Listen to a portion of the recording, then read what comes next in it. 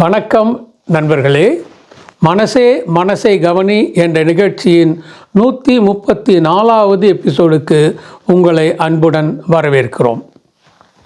கடந்த சில எபிசோட்ஸில் ஆங்கிலத்தில் மனதை பற்றி பேசுனது, ஆங்கில சேனல் ஒன்று ஆரம்பித்து அதில் மனசை பற்றி பேசிகிட்டு இருக்கோம். சில அடிப்படை விஷயங்களை பற்றி பேசிகிட்டு இருக்கோம்.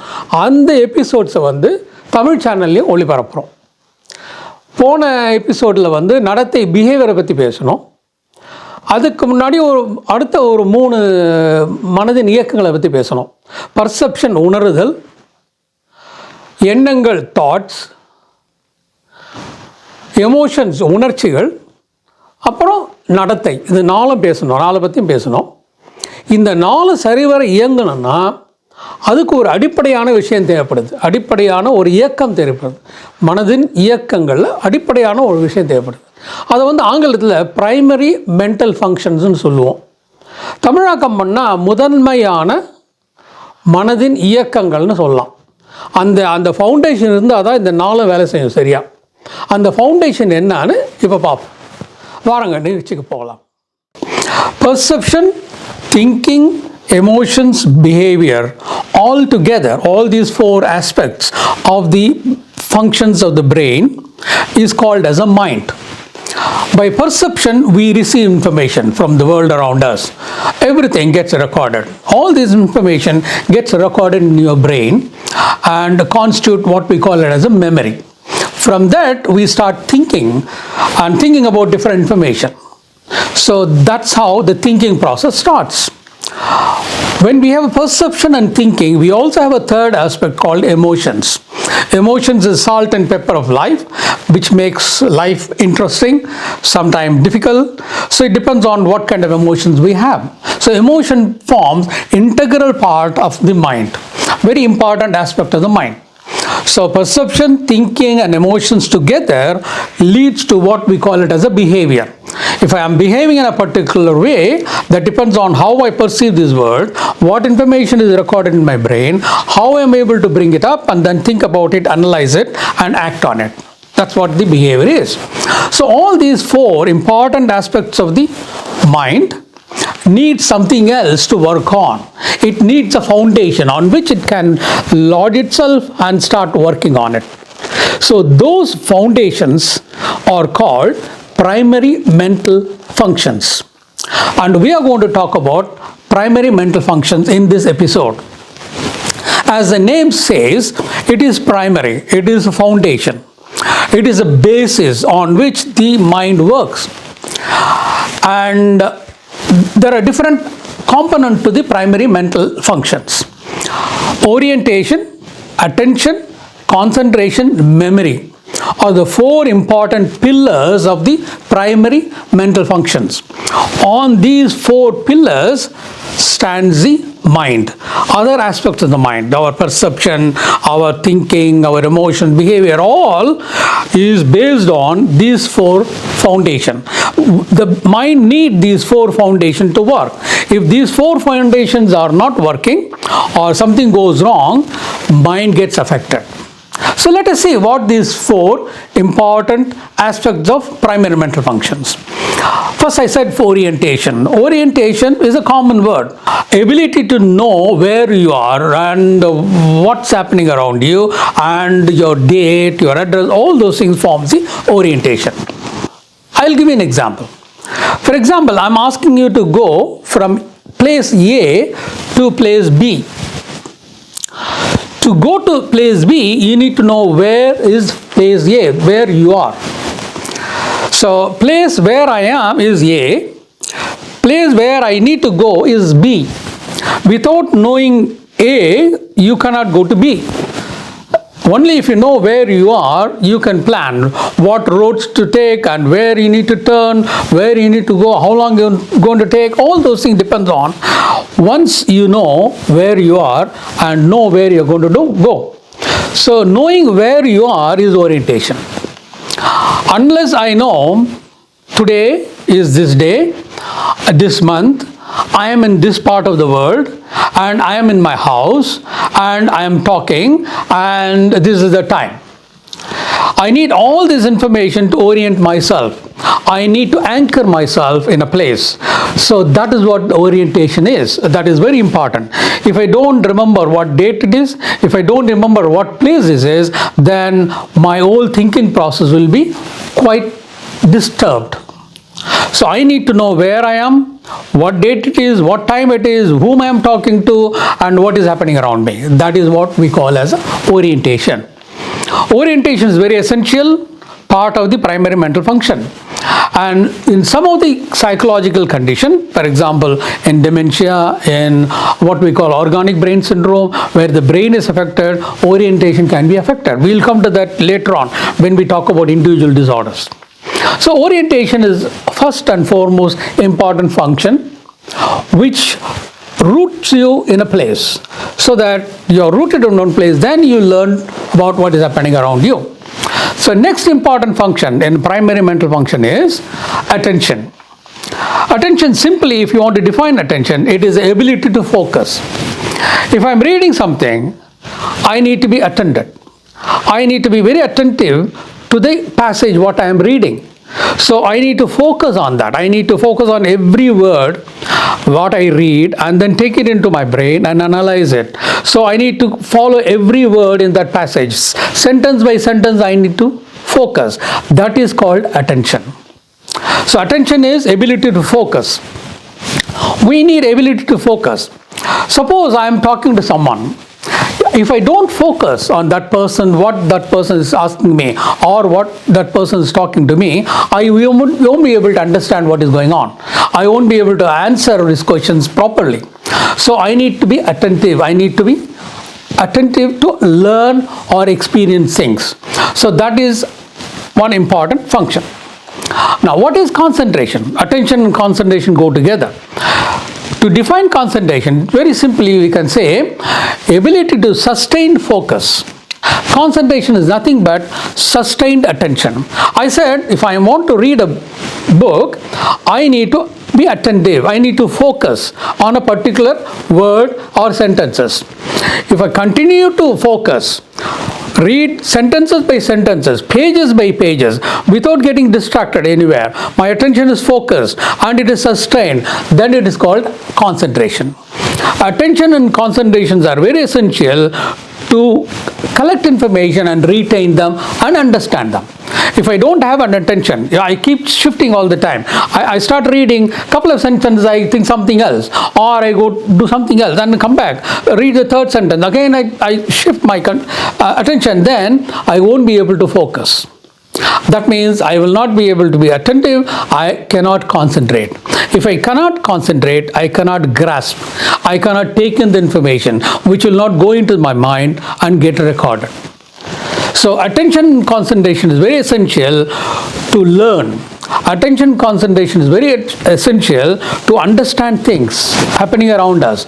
It is also essential so that the information goes into our brain, gets recorded somewhere, so that it forms a memory. I can withdraw that information whenever I need it. So we looked at orientation, we looked at attention, we looked at concentration. The fourth important function is called memory. All of us know what is memory. We know forgetfulness. We sometimes say my memory is not good. So that depends on how much you are able to retain. So memory is another important function. As I said, when I talked about perception, we perceive the world through different sensations. Seeing, hearing, tasting, touching, many sensory modalities gives us a lot of information. All this information is taken in and recorded in the brain, different parts of the brain, on the cerebral cortex of the brain. And this recorded information collectively is called memory. So like you create a file in the computer and then type something in and it gets recorded and you put it in the file.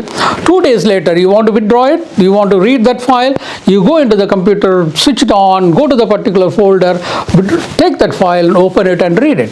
Similarly, the information goes into the brain, recorded somewhere in the brain, and probably it is categorized or catalogued and kept in the particular part of the brain, and when I need it, I can withdraw it. For example, if I want to talk about, let's say, mental illness, let's say I want to talk about depression, then there will be already information in my brain, recorded somewhere in the brain, which has all the information about depression. All I need to do is, I need to go withdraw that information, or retrieve that information and talk about it. Think about it and talk about it. It happens in a fraction of a second, instantaneously. The moment you ask me, what is depression? Instantaneously, my mind starts working, withdraws information, and I'm able to talk about it. So that is what the memory is. That is why memory is very important. It forms the foundation of our thinking process. If I don't record anything, there's nothing in the memory, then my thinking will be blank. I'll be looking at you blankly. I won't be able to talk to you because there's no information I can draw or retrieve and talk about it. Okay, so that's why memory is very important.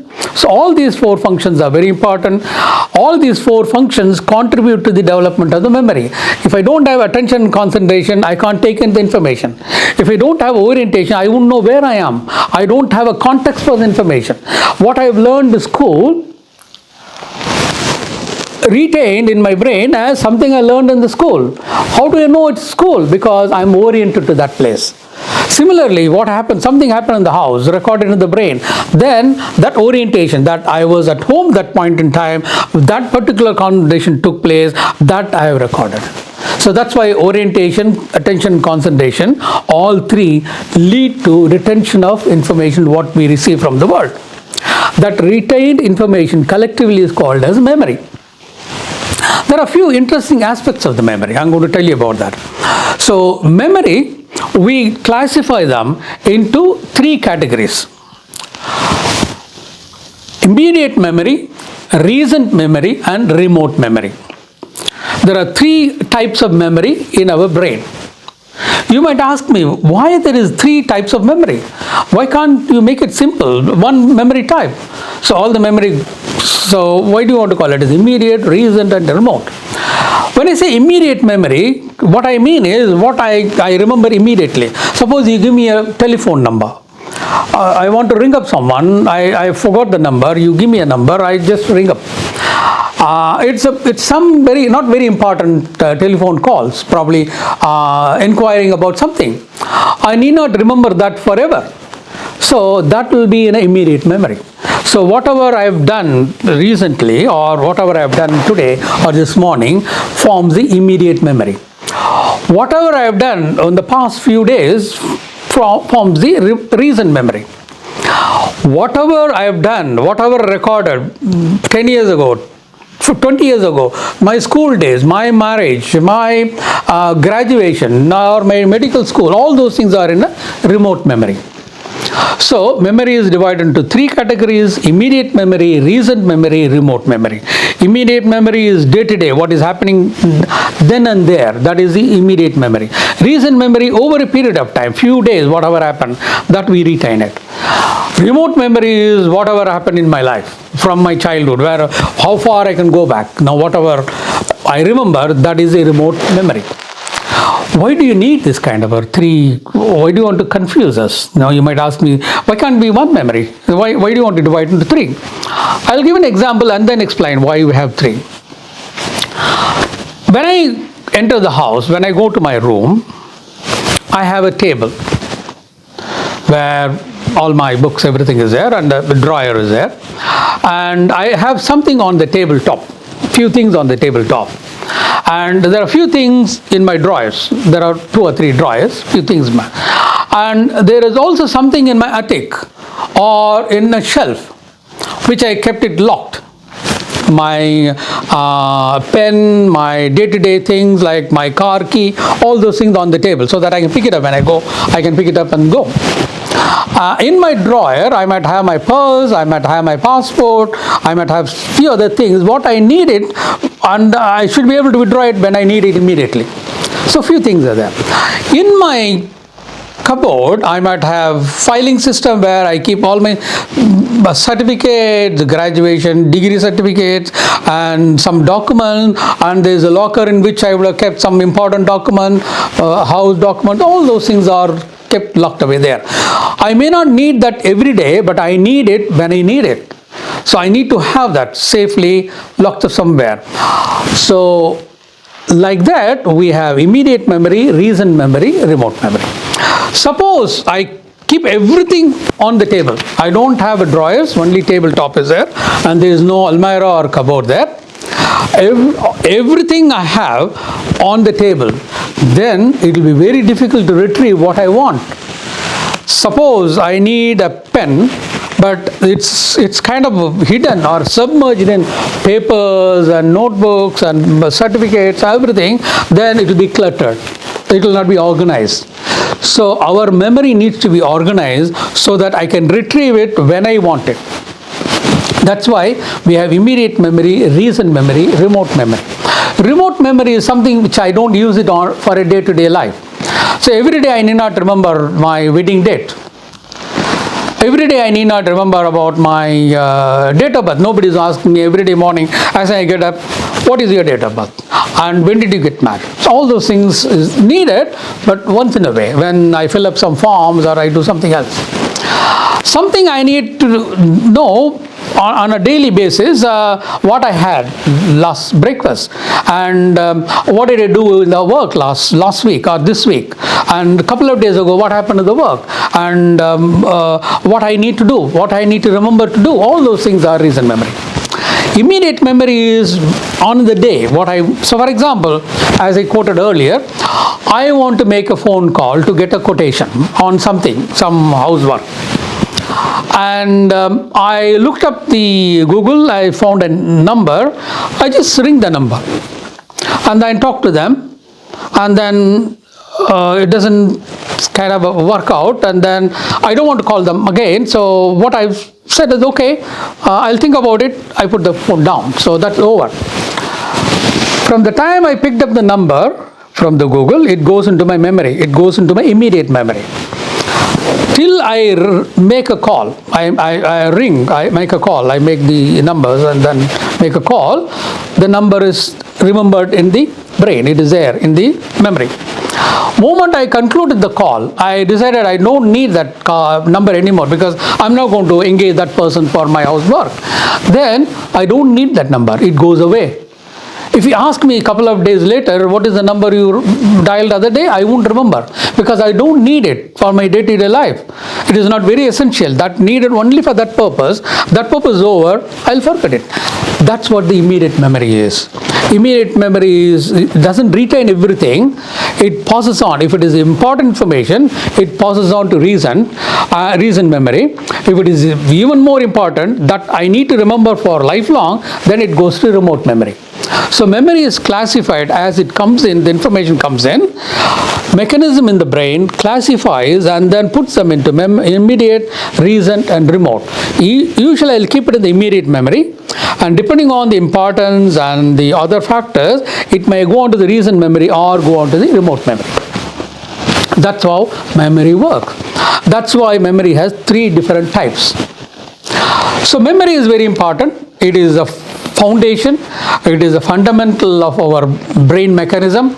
If you don't have memory, there is nothing. Imagine, our memory is completely wiped out. We can't do anything. No, everything depends on memory. If I'm going to buy something, let's say I want to buy some breakfast for me, I just go to a restaurant or go somewhere, go to Tesco or Sainsbury or Marks and Spencer. I just want to buy something. I need to remember. I need to know what I want to buy. If I don't have any memory, I don't know what is a sandwich, I don't know what is a drink, then I can't do anything. I'll be paralyzed. That's what happens in the end stage of dementia. Completely memory is gone. So everything gone. Immediate, recent and remote memory is completely gone. So they become completely disabled. So that's why memory is very important. It is a foundation on which the mind works. To have a good memory, you need a good attention, concentration and orientation. All these 3 together makes the memory possible. Of course, we need a healthy brain also. So all these 4 functions are called primary mental functions.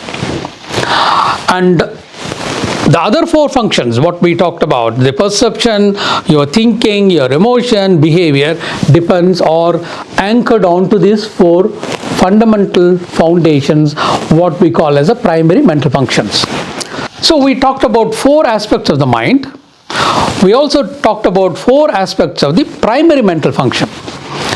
Apart from that, there is something else called insight. We always talk about it when we assess a patient, or when we talk about mental illnesses, we talk about insight. Insight is ability to know one's own problem. Suppose I have a depression, I will understand something going wrong. I'm not as usual. I'm not talking much. I feel like crying. I feel sad. Sometimes I feel very hopeless and worthless. I don't feel like doing anything. I lost interest in everything. I feel like crying all the time. Sometimes I wish I don't live. All these things together, I might know something wrong with me. I might realize that something wrong. I might go and seek help. I might ask my family doctor, a GP. This has been happening for few months. Tell me what to do. Help me. I can go and seek help. That aspect is called insight. All of us have that insight. It depends. Insight is usually in grades, from absent to extremely good insight, what we call emotional insight. So we know what we are suffering from, and we know we need to seek help, and help is offered, we take the help. That is a complete insight. Many of the mental illnesses, we also talk about insight, whether patient knows the patient suffers from a mental illness and knows that the patient needs help, knows that they need to take a treatment. That is called insight. And another function is called as judgment. We judge by whatever information we have and whatever thinking we have. With that, we make judgments on a day-to-day basis. There is something happening and we observe that, we make a decision, or we make a judgment. Based on the judgment, we make a decision. The judgment is also one aspect of the mind, and when the mental faculties are full, functioning well, judgment will be appropriate. If there are some problems in the mind, there are some major mental illnesses can impair the judgment. They may not know what should be done at a particular time or a particular situation. That ability can be affected some of the mental illnesses. So all these things are additional factors in a primary mental function. To sum it up, primary mental function is a foundation.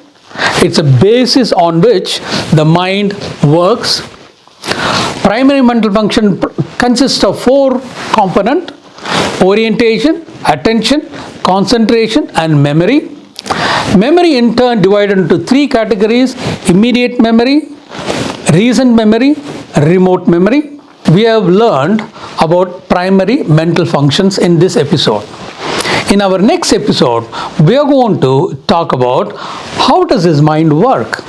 Now, I talked about different aspects of the mind, perception to thinking, to all those 8 different components, and we talked about it. It's all straightforward. So it's quite easy to understand what I've said. But what we cannot understand is, if it is so straightforward, it is so simple, why people behave differently? Why each person has a different behavior? Why each person reacts emotionally differently?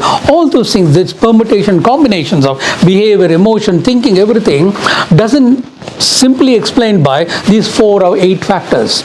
We need to understand more how the mind works. With this, what we have learned, we need to move on to mechanism of the mind. How does the mind work, or dynamics of the mind? நண்பர்களே, இதுவரை primary mental function, முதன்மையான மனதின் இயக்கங்களை பற்றி தெரிஞ்சுக்கிட்டோம்.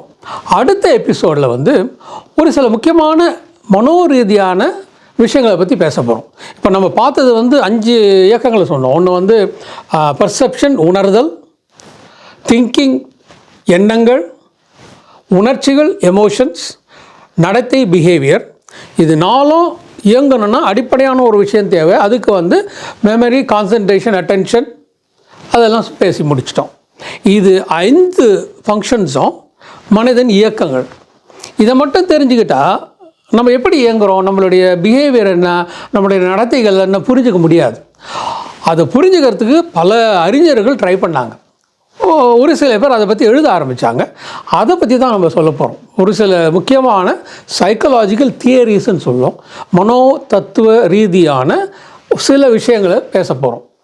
அதில் ஒரு சில முக்கியமான கான்ட்ரிபியூட்டர்ஸ் இருக்காங்க. சிக்மண்ட் ஃப்ராய்டுன்னு ஒருத்தர் இருந்தார், அவரை பற்றியெல்லாம் பேச போகிறோம்.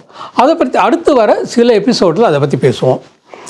அடுத்த எபிசோடில் வந்து subconscious and conscious mind, conscious and subconscious மைண்டை பற்றி பேசலாம். ஆழ் மனதை பற்றி பேச போகிறோம், மனதும் ஆழ் மனதும். அதை பற்றி அடுத்த எபிசோடில் பார்க்கலாம். நன்றி நண்பர்களே, மீண்டும் சந்திப்போம். வணக்கம்.